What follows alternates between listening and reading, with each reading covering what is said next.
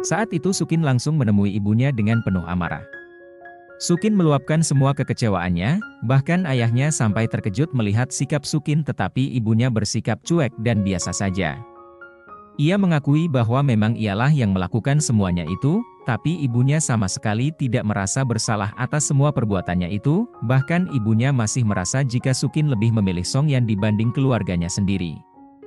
Perdebatan itu pun berlangsung cukup lama sampai di saat Sukin mengucapkan kata-kata yang merendahkan ibu Sukin. Disitulah ibu Sukin merasa sangat sedih, namun kekecewaan yang Sukin alami membuat ia tidak luluh sama sekali.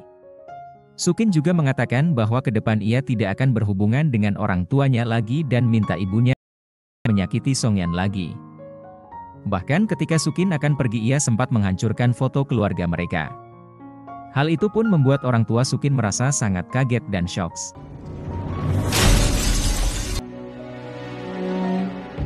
Kemudian Sukin berada sendiri di depan rumah keluarga Songyan. Tak lama kemudian Songyan tiba di sana. Sukin langsung memanggil Songyan dan memeluknya dengan erat. Songyan yang memahami suasana hati Sukin yang sedang tidak baik berusaha menenangkannya.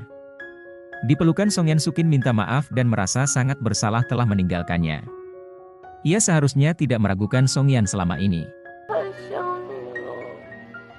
Lalu mereka pun masuk ke dalam rumah untuk beristirahat. Paman dan bibi Songyan turut bahagia melihat mereka yang sudah kembali berdamai. Di sisi lain Yan Chen sedang berada di bar Xiao. Saat itu perasaan Yan Chen sedang sangat kacau. Tak berselang lama Yezi juga ada di sana. Ia berniat ingin menemani dan membantu menenangkan Yan Chen. Tak hanya itu Yezi juga mengungkapkan perasaan hatinya pada Yan Chen, namun Yan Chen malah menganggap perasaan dan rasa peduli Yezi padanya hanyalah karena ia menginginkan sesuatu darinya. Padahal Yezi memang tulus menyukai Yan Chen. Mendengar hal itu membuat Yezi merasa sangat sedih dan tidak terima. Akhirnya Yezi berniat melakukan hal buruk pada Yan Chen. Tak berselang lama ibu Yan Chen menghubungi Yan Chen. Di saat itulah Yezi menjalankan aksinya. Ia memperlihatkan kesedihan yang mendalam pada ibu Yan Chen. Yezi juga sampai mengadu pada pihak kampus jika ia sudah dipermalukan. Yezi pun sampai memanfaatkan situasi tersebut, ia meminta uang tebusan pada keluarga Yan Chen. Tetapi aksinya itu dihentikan oleh Yan Chen karena jika Yezi melanjutkan aksinya itu ia akan masuk ke dalam penjara.